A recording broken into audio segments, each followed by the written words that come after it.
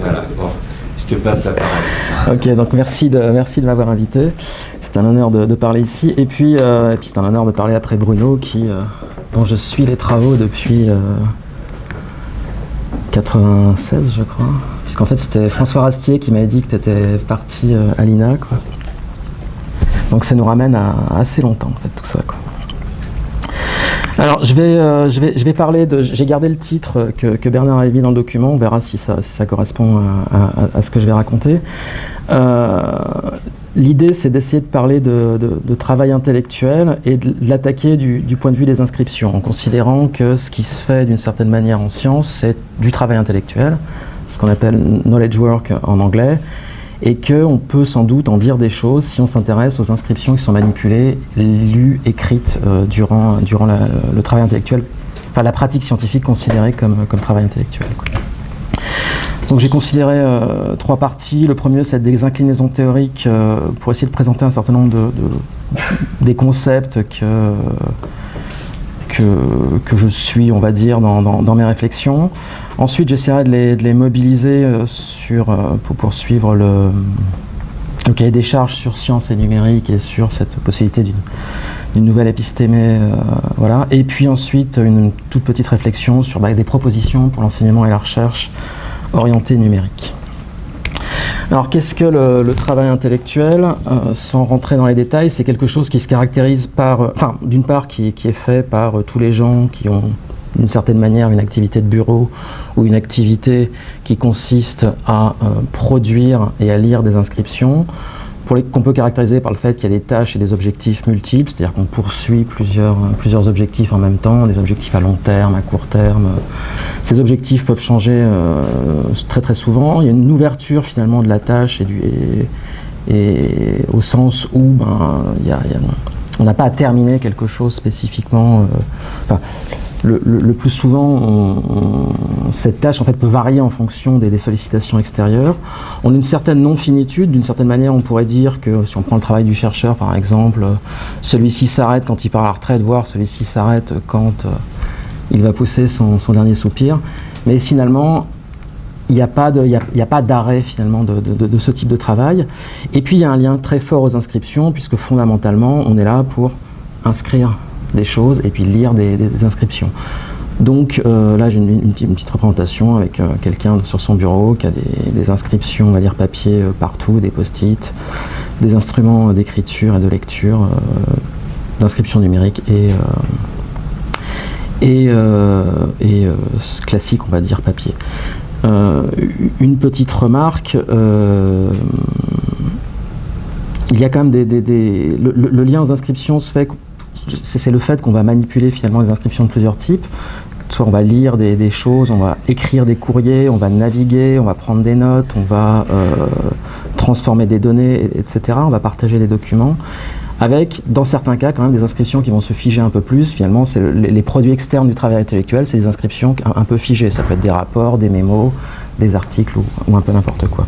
Donc je vais prendre cette petite représentation symbolique. Là, il y a le bonhomme. Là, il y a son espace d'inscription, on va dire, et puis là il y a une manière de penser les choses qui est plutôt considérée comme un couplage. C'est-à-dire, ce qui va m'intéresser, c'est de considérer ce que les inscriptions font au travailleur intellectuel et ce que le travailleur intellectuel fait aux inscriptions dans un couplage dynamique coévolutif. Alors du coup, ça permet de me rajouter des petites flèches. L'objectif étant de dire que finalement, notre petit bonhomme avec ses inscriptions, il va on pourrait dire, se co-individuer avec son espace informationnel, avec l'espace des inscriptions qui est en face de lui, et qu'il va y avoir un changement, un développement à la fois de notre travailleur intellectuel, des inscriptions et même du couplage, c'est-à-dire de la manière dont il les manipule au sens large. Donc là, on peut parler d'énaction, de constructivisme, c'est quelque chose que j'ai un peu toujours en tête. Avec évidemment la théorie du support aussi, la théorie de l'activité, enfin un certain nombre de choses derrière tout ça, quoi. Alors du coup, étudier ce couplage finalement homme-système, moi je le ramène à étudier le couplage plutôt entre l'activité et les inscriptions numériques. L'activité ayant une bonne propriété qui sont que ça permet d'éviter de faire trop d'hypothèses sur ce qu'est la cognition ou sur la manière dont ce qu'est la pensée au sens large, puisqu'on peut observer cette activité hors machine, donc hors de la machine, de l'extérieur, on va dire, en utilisant la vidéo, en utilisant des interviews. Et elle est également observable en machine, en tout cas dans le cadre numérique, puisqu'on peut tout à fait tracer l'activité de notre travailleur intellectuel en mettant des sondes variées pour voir ce qui se passe. Du côté des inscriptions numériques, un certain nombre de choses aussi intéressantes, elles sont observables, c'est-à-dire qu'à tout moment on peut aller les voir. Et puis deux choses relativement intéressantes, c'est-à-dire qu'elles sont au moins en théorie identifiables, c'est-à-dire toute inscription mobilisée dans le cadre de son activité est identifiable en théorie, vu que c'est un élément numérique, donc on peut toujours trouver finalement un pointeur qui pointe vers cet élément numérique, en dire quelque chose. Elles sont également manipulables en théorie, c'est-à-dire que on peut de droit construire des programmes ou des systèmes qui vont être capables d'aller manipuler ces inscriptions une fois qu'on les a identifiées. Donc ça a des bonnes propriétés au sens où du coup ça veut dire que, et c'est vers ça que je vais tendre aussi, d'une certaine manière, on va pouvoir trouver finalement les inscriptions ou les objets signifiants dans le monde numérique et les rassembler, puisque justement, de droit, ces objets signifiants sont composés d'inscriptions identifiables et qu'on peut remobiliser au sein finalement d'un objet manipulable, quoi. Alors si on s'intéresse finalement à ce couplage entre l'activité et les inscriptions numériques, ce qui va être intéressant, ça va être les trajectoires de ce couplage, au sens large, la notion de développement, de l'espace, on va dire, de l'espace des inscriptions, du travailleur intellectuel et puis du couplage, en considérant des stabilités et des instabilités à des échelles de temps variées.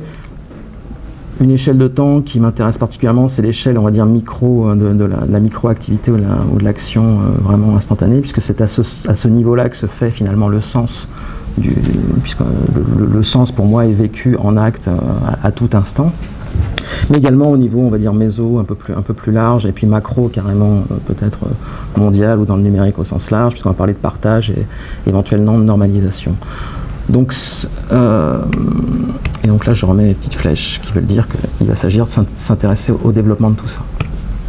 Alors, on a ce qui va m'intéresser fondamentalement, c'est ce que j'appelle des inscriptions signifiantes, ce que j'appellerais des structures informationnelles. Le nom n'est pas forcément très important. L'important, c'est que l'activité de notre travail intellectuel face à ces inscriptions, ça va être de manipuler des objets, de les viser, de les saisir, de les créer, de les modifier. Et ce qui peut être intéressant d'une part, c'est que si on a une perspective analytique peut-être extérieure en tant qu'analyste de l'activité ou analyste des inscriptions, on pourra dire que certaines de ces inscriptions sont plus ou moins explicitement perçues en tant que telles, c'est-à-dire que je peux très bien m'appuyer sur des objets sans les percevoir de façon complète au moment où je les manipule. Et puis ces objets, ces inscriptions signifiantes vont être plus ou moins partagées, inscrites dans des champs de signification liés à des pratiques et plus ou moins canoniques.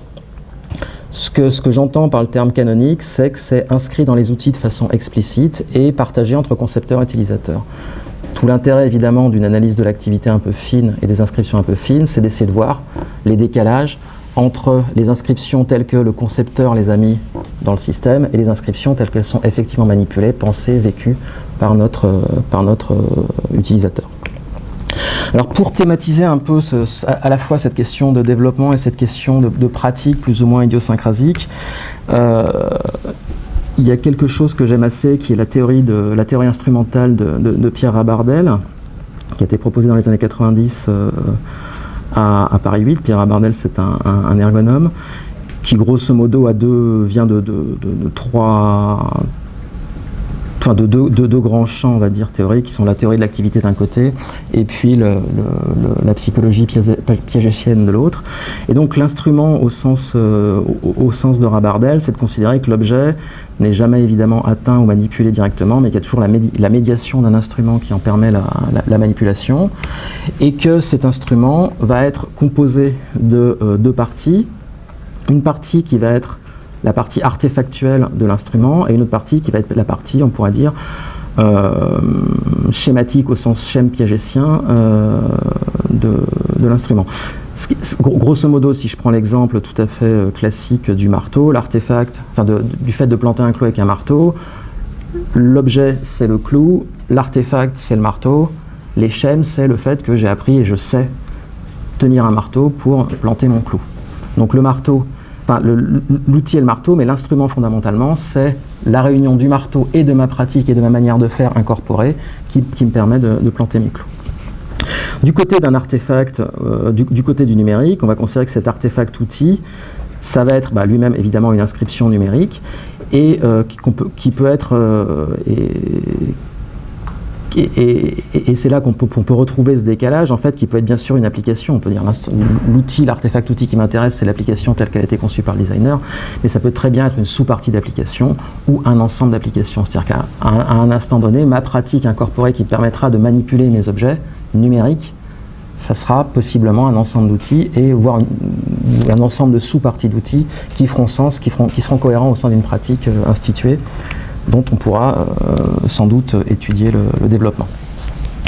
Alors donc du coup, ce que j'appelle structure informationnelle dans cette histoire, ce sont ces inscriptions objets effectivement manipulés, qui peuvent être canoniques, c'est-à-dire définis par les outils canoniques que j'utilise, ou alors non canoniques, c'est-à-dire finalement codéfinis par les instruments qui permettent de les manipuler. Ces instruments étant ce que j'ai développé, enfin les pratiques que j'ai développées avec l'ensemble, le sous-ensemble des outils que j'ai décidé de mettre au service finalement de mon activité et de ces objets, ces objets signifiants manipulés. Alors quelques petits exemples d'inscriptions non canoniques qu'on peut considérer ou de structure informationnelle. Une sous-partie de formulaire, imaginez vous avez un formulaire qui contient une dizaine de champs, vous n'utilisez que 3 champs de ce formulaire en permanence. Ça veut dire que l'objet canonique, c'était peut-être les 10 champs et le nom qu'a donné le concepteur et les 10 champs qu'il y a associés. Mais si pour vous n'utilisez que ces 3 sous-parties de formulaire, c'est-à-dire que l'objet il est réduit finalement aux 3 éléments d'information que vous voulez considérer. Une liste en texte brut qui est un exemple assez intéressant, c'est-à-dire que supposons que j'écrive un mail par exemple avec un éditeur pas très perfectionné et que je commence à mettre une étoile, un espace et que je commence à expliquer à quelqu'un qu'il a un certain nombre de choses à faire et à mettre une étoile, un espace et puis une chose à faire. Ensuite, je saute à la ligne, je mets une étoile, un espace, encore une chose à faire. Je saute encore à la ligne, un étoile, une espace, une chose à faire. Qu'est-ce que je suis en train de faire? Je suis en train de manipuler une liste. Je sais comment insérer quelque chose dans cette liste, je sais comment y effacer quelque chose, je sais même comment faire une sous-liste, mais cet objet n'est absolument pas connu évidemment par l'éditeur de texte que je suis en train de manipuler, parce que lui il est là pour aligner des éléments, des caractères, pour faire des lignes, pour générer des lignes, etc. Alors si on considère, et c'est également ce qui intéresse fortement Rabardel, ce qui est intéressant c'est de considérer des dynamiques instrumentales, c'est-à-dire d'une certaine manière, le co-développement de l'activité et de ces objets. Et du coup, si on ramène ça aux inscriptions, on va s'intéresser finalement au co-développement du sujet et de l'espace informationnel défini comme l'ensemble des objets canoniques et non canoniques qu'il va manipuler. Et puis, les instruments de manipulation de ces objets que l'utilisateur a développés. Alors là, il y a deux principes théoriques définis par Rabardel qui sont l'instrumentation, qui fait finalement la manière dont le sujet va changer ses schèmes ou adapter ses manières de faire par rapport à l'outil, et puis l'instrumentalisation qui est la manière dont il va changer l'outil, par exemple le paramétrer, pour le faire évoluer, pour le mettre à sa main d'une certaine manière. Encore une fois, à des échelles temporelles variées, on peut considérer, ce qui va être intéressant, c'est de considérer cette dynamique, à la fois au niveau micro, c'est-à-dire quel sous-instrument, quel instrument j'utilise à l'instant T pour faire sens, au niveau méso, plus celui de la pratique et de la construction, puis au niveau du partage, puisque dans le travail intellectuel, ce qui va être intéressant, c'est que il y a des co-constructions, il y a des partages de manières de faire, de manières d'utiliser un logiciel qui vont correspondre à des pratiques. Alors, une autre chose intéressante dans cette manière de considérer les choses, c'est ce que j'appelle la dynamique de réintégration du sens en acte. C'est-à-dire, d'une certaine manière, il s'agit de penser l'évolution de l'espace informationnel, donc de l'espace des inscriptions que j'ai en face de moi, d'une certaine manière de considérer, on pourrait dire, la lecture-écriture d'inscription en acte. Puisque... si je reviens simplement à ce que ça signifie, c'est-à-dire d'une certaine manière, si on considère qu'à tout instant, je fais sens des inscriptions qui sont en face de moi, alors ça va se traduire par des réinscriptions. C'est-à-dire si ça doit modifier l'espace informationnel, ça va se traduire par des réinscriptions. Et ces réinscriptions peuvent être de plusieurs types. Elles peuvent être de type simplement lecture à écriture. Quand j'ai écrit 3 paragraphes, peut-être que la structure en face de moi, c'est juste ces 3 paragraphes. Et si j'en écris un 4e, eh bien, finalement, le sens en acte et sa réinscription, ça va être juste d'écrire un 4e paragraphe. Ça peut être de l'adaptation de système. Quand je modifie mes paramètres, je me dis, tiens, ce serait bien d'utiliser ça ou d'utiliser 4 catégories ou 4 couleurs pour manipuler mes documents, et puis je vais dans les paramètres de mon système pour ajouter ces 4 couleurs. Ça peut aller jusqu'à la fabrication, ça c'est l'exemple de la fabrication d'instruments d'intelligibilité. L'exemple de la réingénierie, si on va un cran plus loin, qu'est-ce qui se passe souvent dans la réingénierie, dans une réingénierie on va dire maîtrisée? Il s'agit d'aller voir finalement la manière dont les gens utilisent ou détournent l'outil tel qu'on leur a donné, et puis d'inscrire dans la nouvelle version de l'outil les objets effectivement manipulés. C'est-à-dire si j'ai mis 10 champs dans mon formulaire que les gens en manipulent 3, ça veut dire que l'objet du domaine que j'ai conçu, finalement c'était cet objet à 3 champs. Et donc je peux dans la prochaine version virer 7 champs par rapport à mon objet. Et puis je peux soutenir la réintégration. Et alors si on va encore un cran plus loin, on arrive jusqu'à la normalisation, c'est-à-dire le fait finalement de partager au sein de communautés de pratique des manières de décrire les choses et des manières de les manipuler. Et les manières de décrire les choses, ça peut aller jusqu'à la normalisation. C'est-à-dire si je fais un format, à l'époque c'était les DTD XML, maintenant ça peut être d'autres éléments de manière, d'autres manières finalement de schématiser les choses et de partager des manières de schématiser les choses, ça serait la normalisation. On peut également considérer que les outils peuvent fournir du soutien à cette réintégration quand on fait des outils qui sont plastiques, des outils qui sont paramétrables. Quand on fabrique des technologies réflexives, c'est-à-dire des technologies qui vont permettre à l'utilisateur d'avoir un retour réflexif sur sa propre activité. Donc la réflexivité définie comme ça, c'est finalement l'activité qui prend l'activité elle-même comme objet à partir des traces d'activité. Ça peut être aussi simplement le fait de mettre des logs pour savoir comment un outil est utilisé pour pouvoir faire une réingénierie. Juste un petit élément intéressant que j'ai pas mis dans mes slides, mais il est clair à mon avis que les champs textuels sont l'espace de liberté majeur finalement des logiciels du travail intellectuel, puisque c'est là-dedans qu'on peut faire ce qu'on veut, c'est là-dedans qu'on peut organiser les choses, c'est là-dedans qu'on peut faire des listes, voir des tableaux, etc. Donc l'espace de liberté est sans doute lié au texte, et ça me paraît assez intéressant parce que finalement on disait que l'informatique venait du texte, et l'informatique est encore très très très très liée au texte, et je ne sais pas si on pourra s'en débarrasser un jour, enfin si c'est souhaitable d'une part, ou si on arrivera finalement à ce que le texte disparaisse, quoi. Alors si on regarde maintenant finalement quelques éléments de réflexion sur ce que serait science et numérique considéré de ce point de vue, alors une hypothèse que je fais qui est sans avoir finalement lu, je ne sais pas dire, je vais lire un certain nombre de bouquins d'épistémologie ou finalement d'anthropologie des sciences pour essayer de voir comment ça fonctionne tout ça. Mais grosso modo, une hypothèse que je fais, c'est c'est que les concepts scientifiques, où on pourrait parler d'éléments de sens ou d'éléments conceptuels scientifiques, sont liés à des inscriptions support. J'ai également entendu dans la bouche de Vincent ce matin signification scientifique. Je ne sais pas exactement si c'est un concept que vous manipulez ou pas. C'est-à-dire finalement, il y a des éléments de sens scientifiques, et ceux-ci sont liés à des inscriptions support, qui peuvent être des textes, des diagrammes, des tableaux, des figures, etc. Et de mon point de vue, ces éléments conceptuels ou ces concepts existent en acte du fait de la lecture de ces inscriptions support.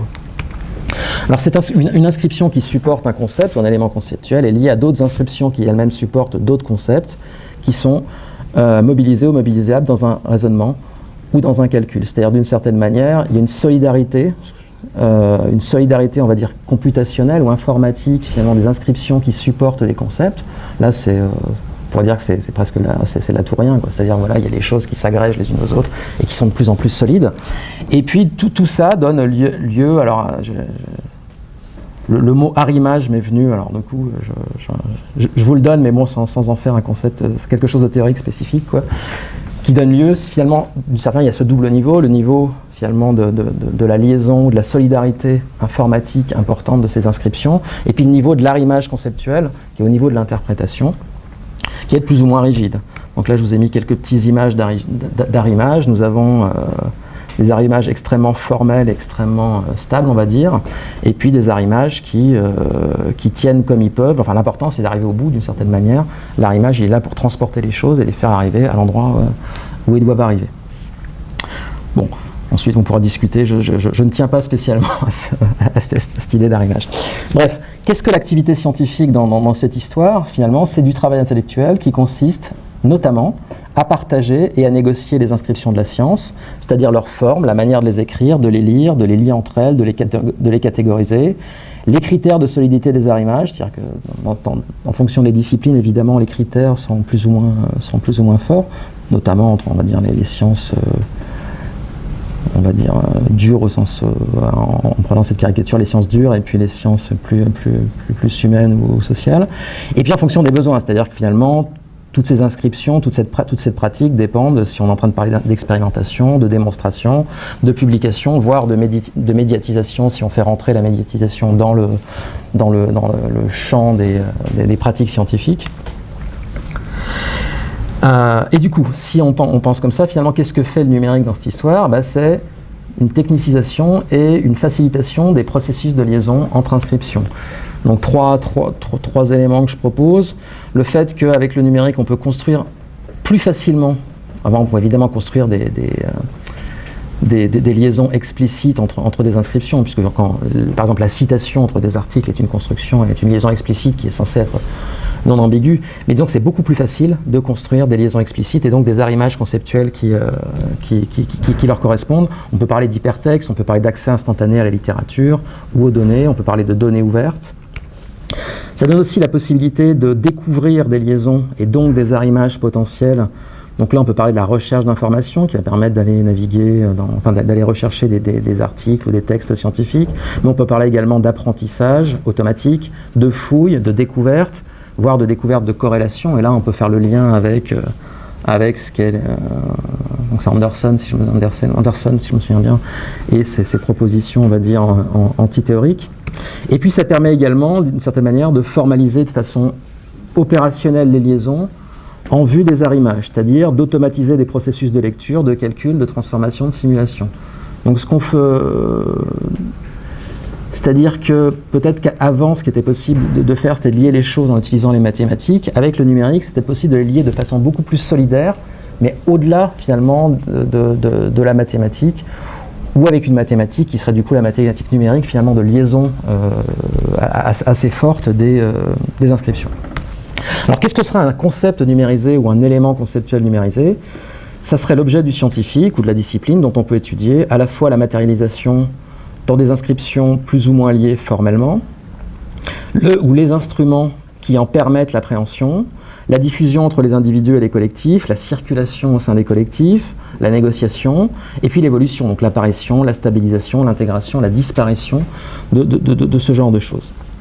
Ces concepts, ils vont se matérialiser d'une part sur des écrans, donc là ça rejoint un peu ce que racontait Vincent sur l'image, l'écran comme surface d'appréhension des inscriptions numériques, avec une petite remarque sur donc là j'ai mis deux petits dessins, j'ai mis un graphe et j'ai mis un petit réseau qui représente je ne sais absolument pas quoi, et avec toujours évidemment ce décalage qui était évoqué par moi en tout cas au début, entre les inscriptions en tant que données, c'est-à-dire telles qu'elles sont effectivement théoriquement manipulées au sein de la machine, et les inscriptions représentations qui sont toujours au-delà, qui ont été calculées à partir des données qui sont inatteignables et qui rentrent tout de suite dans le champ sémiotique.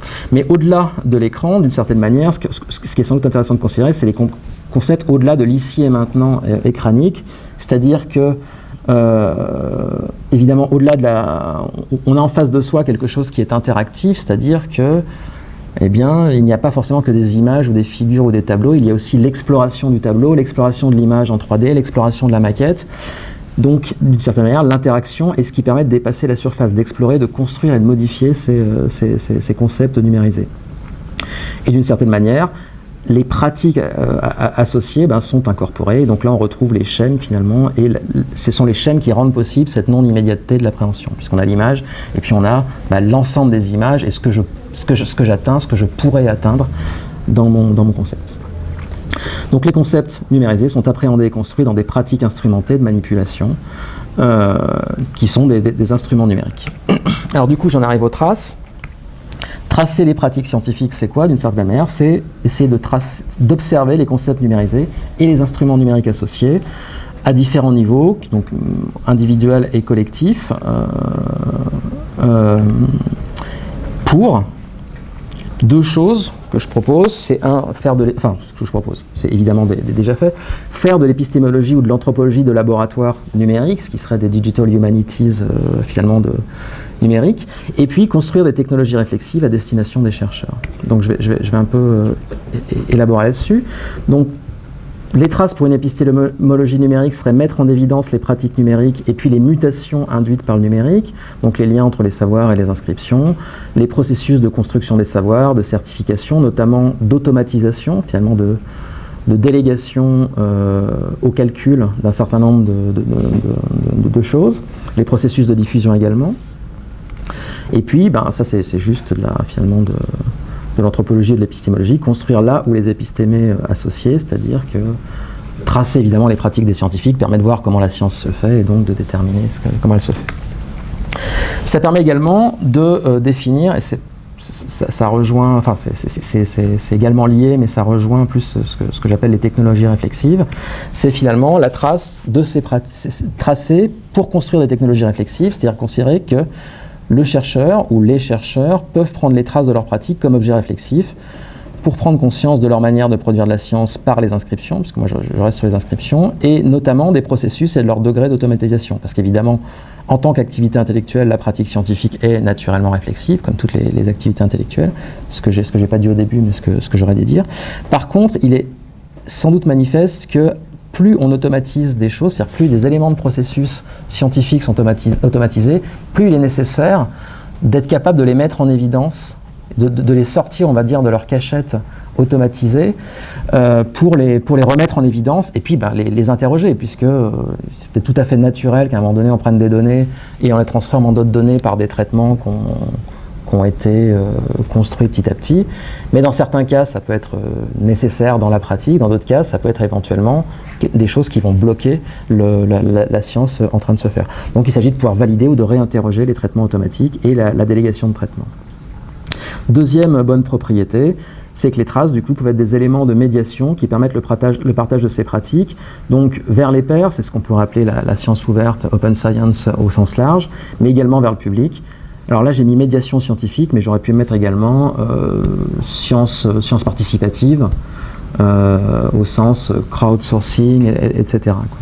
Et donc là, on retrouve les questions d'éditorialisation qui ont été évoquées par Bernard, et ce qu'on appelle par exemple la documentarisation de traces, c'est-à-dire le fait de transformer une trace finalement de pratique, donc un ensemble d'actions sur des objets, en quelque chose qui peut être partagé avec quelqu'un, quoi. Donc en un document qui lui-même peut être, qui n'est plus une trace, qui est devenu un document, enfin qui n'est plus une trace au sens séquence d'objets temporellement situés, mais qui est un document.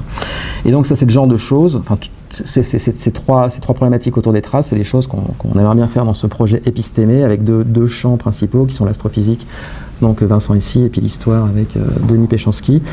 Comme vous pouvez le comprendre, on aimerait bien que ce projet ANR passe, parce que sinon, on vous a promis plein de choses, et puis s'il ne passe pas, on a un peu mal, quoi. Alors, troisième et dernière partie, pour finir dans ma petite demi-heure. Du coup, je me suis dit, bon voilà, qu'est-ce que tout ça nous amène sur la recherche ? Qu'est-ce qu'on pourrait suggérer ? Suggérer de favoriser la réflexivité des pratiques sur le travail intellectuel instrumenté, c'est-à-dire au sens large. Il s'agit que les scientifiques, en fait d'une certaine manière que tout le monde, mais les scientifiques en particulier, aient une réflexion, ou soient capables d'avoir une réflexion sur leur pratique en tant que travail intellectuel basé sur des inscriptions numériques. Donc, à la fois, il s'agit d'apprendre comment manipuler les inscriptions numériques et comment manipuler les outils, voire apprendre à coder, ce qui est une vaste question, donc ce qu'on pourrait appeler la scientific digital literacy, mais également de fournir des technologies réflexives pour justement aider les gens d'une certaine manière à construire une réflexivité sur leurs pratiques en tant qu'elles sont numérisées. Deuxième chose, étudier les pratiques numériques de la science comme travail intellectuel, donc ce qui veut dire aller voir d'une certaine manière discipline par discipline quels sont les objets numériques mobilisés et comment ils sont mobilisés. Donc c'est ce que fait Vincent en astrophysique, en tout cas mais il s'agirait sans doute de le faire dans toutes les disciplines. Alors pour trouver justement ces points communs et les différences en fonction des champs. Sur les questions entre le lien entre la recherche, on va dire, et le monde extérieur, donc l'enseignement en et hors université, La recherche, puisqu'elle a tout intérêt à aller vers les communautés de pairs étendues, et puis elle a besoin de recruter l'enseignement parce qu'il est là pour s'appuyer sur la recherche et pour comprendre, on va dire, les résultats de la recherche. Et puis les liens entre la recherche et le public. Donc là, on est vraiment sur d'une part les communautés de pairs étendues et d'autre part la compréhension. Quelque chose sur lequel il me semble important d'insister, c'est sur le fait que ce sont uniquement les inscriptions ouvertes, au sens open science, open access et tout ce qu'on veut, qui permettent justement cette liaison entre les inscriptions, donc qui permettent de mettre en place ce genre de choses. Donc là, on peut parler d'open access, d'open educational resources, d'open science, etc. Je vais sauter à ma conclusion. Alors j'avais juste un petit point sur Pentland et ces trucs récents. Si on pouvait faire de l'ingénierie sociale de la science, donc là j'ai mis l'image je ne sais plus quel article, donc, où on voit les petites fourmis qui sont en train en l'occurrence là, de faire de la science. Donc voir la science en train de se faire à partir de ces traces, qui voit la science en train de faire de ces traces, qui ferait des interventions et à quel niveau et comment. D'une certaine manière c'est déjà fait, puisque tous les indicateurs sont gérés en dehors de la science. Donc il faut être capable à la fois d'une certaine manière, ça pourrait être de reprendre le contrôle finalement des inscriptions et des indicateurs tels qu'ils sont produits à partir des inscriptions de la science. Évidemment gérer la mise en abîme. Et je vais à la conclusion. Donc la science considérée comme travail intellectuel de lecture et d'écriture. Les inscriptions numériques portent les concepts scientifiques tandis que les manipulations numériques portent les concepts en actes. Les traces numériques peuvent contribuer à décrire une épistémée numérique elle-même en construction, donc c'est pour ça que c'est quand même très très difficile, mais aussi à fournir des technologies réflexives aux chercheurs. Ces traces offrent des points de liaison supplémentaires au sein du monde scientifique et avec les différentes couches de la société. L'ouverture permet de transformer en point d'accroche et l'ouverture permet de transformer en point d'accroche ces points de liaison potentiels et de poursuivre une mutation. Donc là j'ai mis dans un sens potentiellement bénéfique, bon, c'est juste... je suis pas sûr que ça... Je sais pas où on va en fait, donc voilà, ça permettra de poursuivre la mutation, puis on verra ce que ça donnera. J'avais essayé de réfléchir, et je pense que j'essaierai de le faire sur quelles sont les mutations numériques, enfin, quelles sont les mutations introduites dans l'informatique par le numérique. Et j'avoue que c'est une question tout à fait difficile, et j'ai pas la réponse. Donc je ne sais pas trop quoi dire, mais je pense que je vais essayer d'interroger des collègues pour voir s'ils ont vu dans les dernières années finalement une mutation des pratiques des informaticiens qui viennent finalement du numérique, de l'insertion numérique dans ces pratiques. Mais c'est assez compliqué à réfléchir en fait, parce que l'informatique est vraiment complètement liée au numérique.